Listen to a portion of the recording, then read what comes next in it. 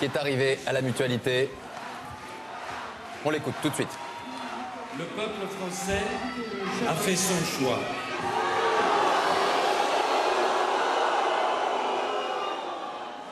Si vous me faites confiance,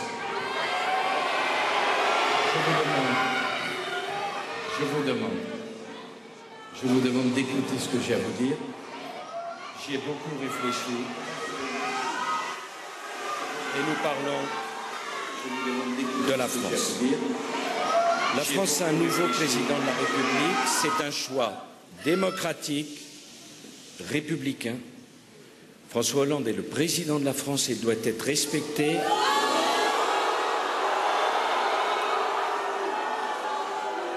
J'ai beaucoup souffert que l'institution que je représentais n'ait pas été respectée. Ne donnons pas le mauvais exemple. Nous aimons la France. Je ne serai jamais comme ceux qui nous ont combattus. Nous aimons notre pays. Je viens de la voir au téléphone et je veux lui souhaiter bonne chance au milieu des épreuves. Ça sera difficile, mais je souhaite de tout cœur que la France, qui est notre pays, qui nous rassemble, réussisse à traverser les épreuves, car il y a quelque chose de beaucoup plus grand que nous. C'est notre pays, c'est notre patrie, c'est la France. Et nous devons ce soir penser exclusivement à la grandeur de la France et au bonheur des Français. C'est notre mission, c'est notre rôle, c'est notre idéal. Je veux remercier tous les Français pour l'honneur qu'ils m'ont fait de m'avoir choisi pour présider notre pays pendant 5 ans. Jamais je n'oublierai cet honneur. Et dans la vie d'un homme,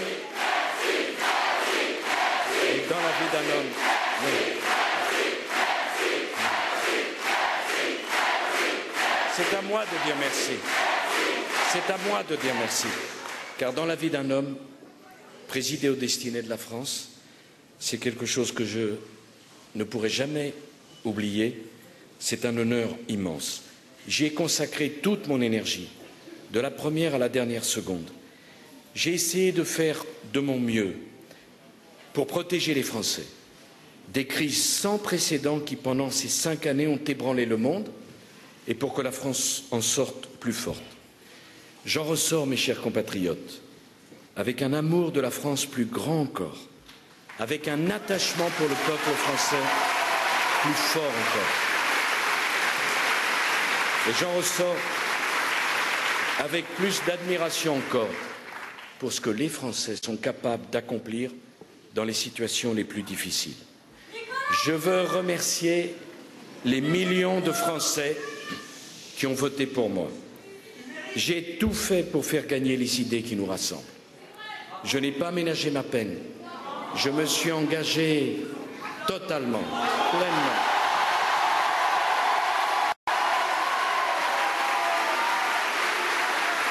Mais je n'ai pas réussi.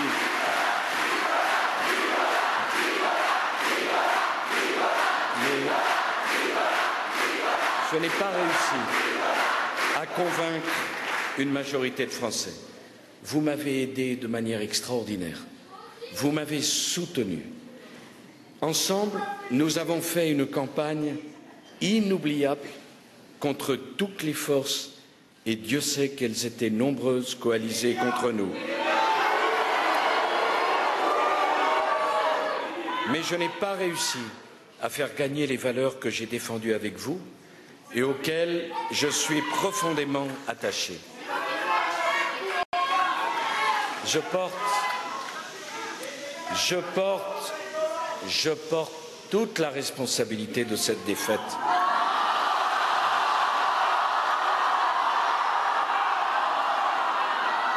Je vais vous dire pourquoi. Je me suis battu sur la valeur de responsabilité et je ne suis pas un homme qui n'assume pas ses responsabilités. Jamais. Je suis le président. J'étais le chef. Et quand il y a une défaite, c'est le numéro 1 qui emporte la première responsabilité. Il me faut en tirer toutes les conséquences. Je vous demande de m'écouter parce que rien de ce que j'ai dit dans cette campagne n'était factice. Quand j'ai parlé de vous, quand j'ai parlé de la France, et quand, à de très brèves occasions, j'ai parlé de moi. Je veux vous dire les choses du fond de mon cœur. Je veux que vous puissiez y réfléchir et comprendre que quand on défend des valeurs, la seule façon d'être crédible, c'est de les vivre. Et je le dis notamment aux plus jeunes qui sont ici. Il y a trop de discours avec des mots qui sont prononcés qui ne veulent rien dire. Parce que ceux qui les prononcent vivent le contraire de ce qu'ils disent. Laissez-moi cette liberté très grande de vivre en accord avec ce que je pense. Et laissez-moi cette preuve d'amour pour la France, que jusqu'au bout, de lui dire ma part de vérité. Une autre époque s'ouvre. Dans cette nouvelle époque, je resterai l'un des vôtres.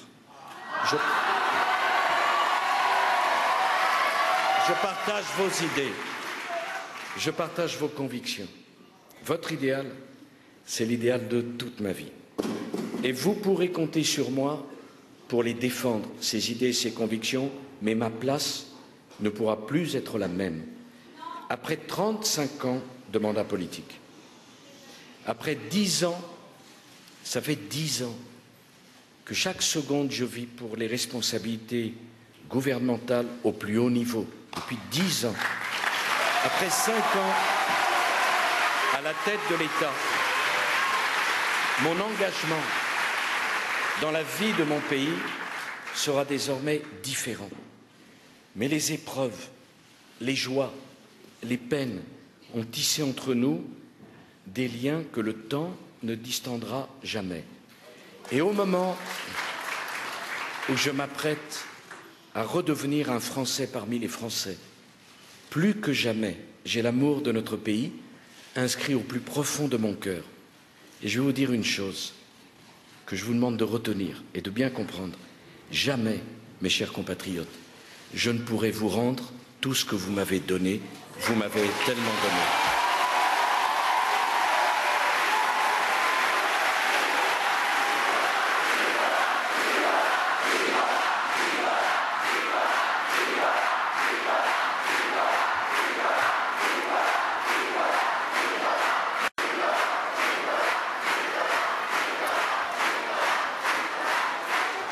Voilà.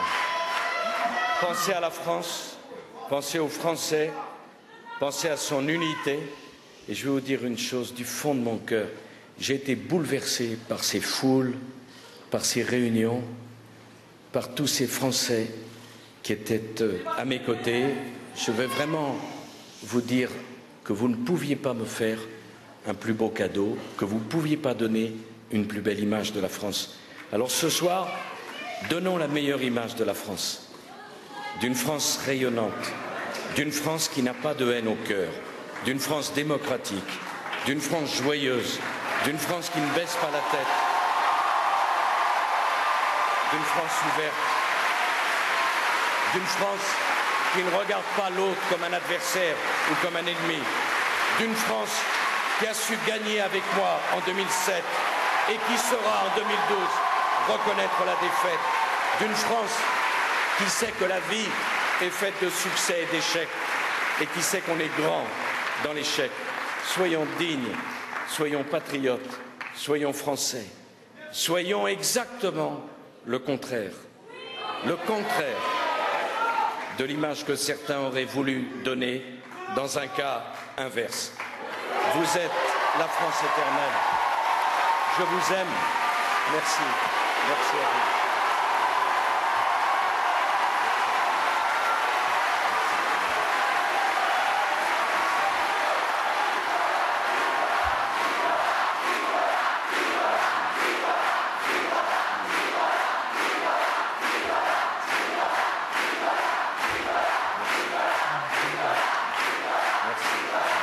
Merci à tous.